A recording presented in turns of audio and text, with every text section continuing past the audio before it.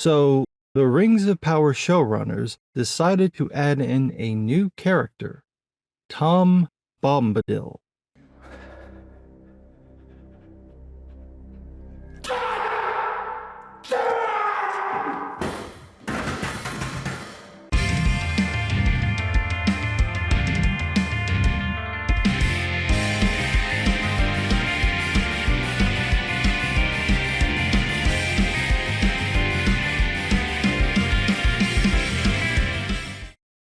The second season of The Rings of Power is shaping up to be a proper mess.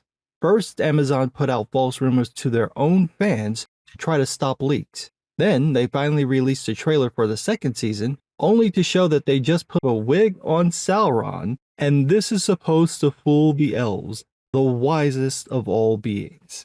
And now they've added in Tom Bombadil.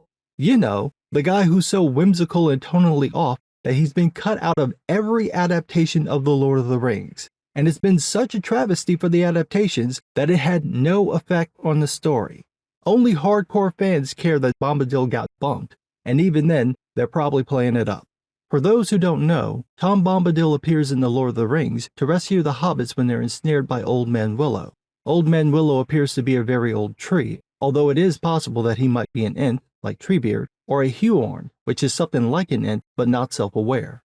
Either way, Old Man Willow is malevolent and captures the hobbits as they pass through the forest. Tom Bombadil comes in to save them and then takes them to his house. There they discover that the ring has no power over him. When Bombadil puts on the ring, nothing happens. He doesn't turn invisible and the ring doesn't affect his personality.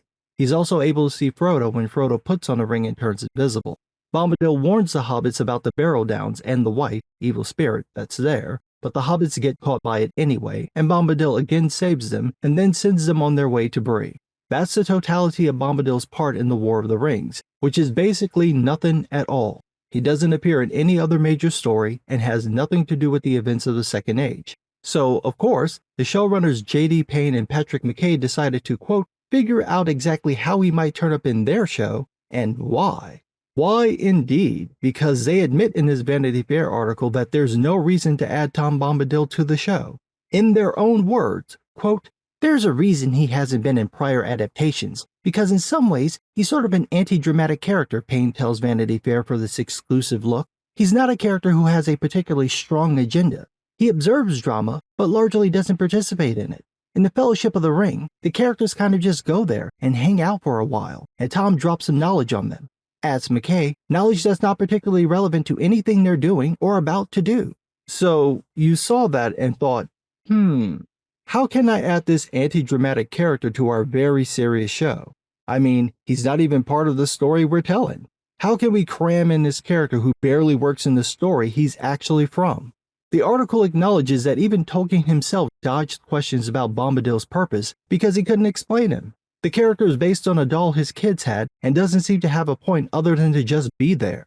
People have speculated about who Tom Bombadil actually is, because in the lore, he's the oldest living thing in Arda. According to Bombadil himself, he existed before the world had rivers and trees. That's made some people think that he's Eru Ilúvatar, God, but Tolkien said of this claim, quote, I really do think you're being too serious, besides missing the point.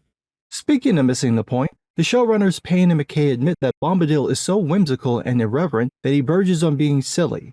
So, they decided to add him to the show. Quote, so, weirdly, he's kind of the most Lord of the Rings thing in Lord of the Rings, and also the first thing you would cut if you were adapting it as a film. But we have the advantage of a television show, and hence we are going to find a way to tap into that.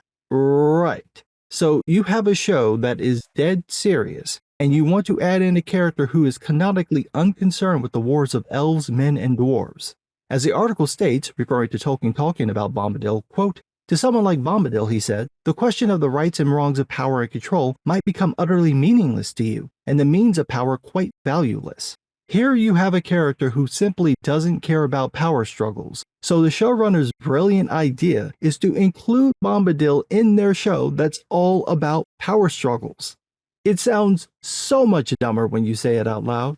There's no reason to include this character. He doesn't fit into the type of story they're telling. He's canonically not involved in any part of the Second Age, and worse, Payne and McKay have shown that they're terrible at adapting Tolkien's works. So this is bound to be a hot mess. What are they gonna do? Have Bombadil show up and coach discount Gandalf? Quote, for the series, Payne and McKay took the liberty of giving Bombadil a second home on the outskirts of the region called Rhûn. In our story, he has gone out to the land of Rhûn, which we learn used to be Edenic and green and beautiful, but now is sort of a dead wasteland, Payne says. Tom has gone out there to see what's happened as he goes on his various wanderings. That's the same place where the second season of The Rings of Power finds the halflings Nori and Poppy as they escort the amnesiac wizard known as the Stranger toward discovering his purpose. Expect Bombadil to offer the Stranger some rare compassion in this otherwise merciless place. As Payne explains, when he finally crosses paths with the Stranger, you could say he has a desire to try to keep the destruction that has happened there from spreading to his beloved lands in the West. He nudges the Stranger along his journey, which he knows will eventually protect the larger natural world that he cares about. So I'd say our Tom Bombadil is slightly more interventionist than you see in the books, but only by 5 or 10%. What are you doing? Seriously, what are you doing? You spent all this time to build this story arc where the elves get fooled by a guy they already know because he's wearing a wig. I can't even say it with a straight face. It's so stupid. And you want the audience to take this seriously. You want people to think that the world is on the brink of destruction, so you bring in the most whimsical character in The Lord of the Rings? In the middle of your setup. This is like watching a James Bond movie and then randomly bringing in Austin Powers. Hell, while you're at it, why not throw in Johnny English? Why are you so desperate to use this character? Tom Bombadil is so irrelevant to the plot that you can cut out his entire section and it doesn't change the story. The only thing you're missing are the daggers he gives the hobbits from the Barrow Downs. Keep in mind, Philippa Bowens and Fran Walsh are better writers than anyone on this show, and they couldn't make it work. What hope do you have when y'all couldn't even get Celebrimbor, Sauron, and Galadriel right? Tom Bombadil has nothing to do with the Second Age, and absolutely nothing to do with any of the wizards. If you want to have a cameo where he walks by and we see the hat and yellow boots, fine.